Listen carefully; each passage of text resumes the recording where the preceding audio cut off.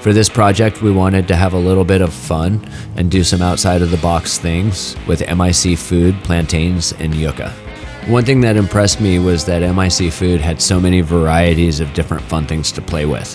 When I came across the ground yucca, I knew exactly what I had to do. Being an English kid in California, I had to make a shepherd's pie. So not only is this easy to use because it's pretty much ready to go, it's perfect to make a crust that's a little bit more interesting than your average potato.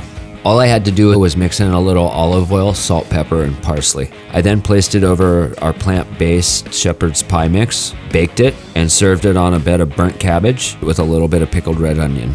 MIC Food yucca chunks are a great ingredient to use wherever you'd normally use potato. There's a little more texture and a little more flavor than your typical potato. For this dish, I fried the yucca chunks, mixed it in with a little bit of kale, quinoa, vegan cheese with a soy ginger dressing.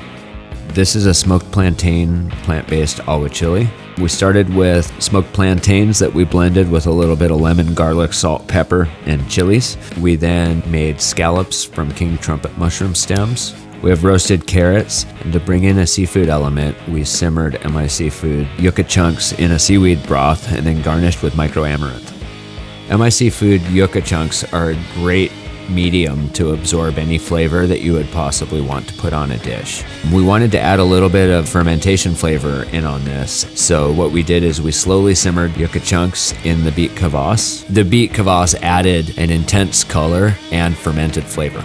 After crispying up our tostones in the fryer, we layered it with avocado, tomatoes that we'd marinated in a seaweed broth and tangerine juice, plant-based cheese with a caramelized onion puree.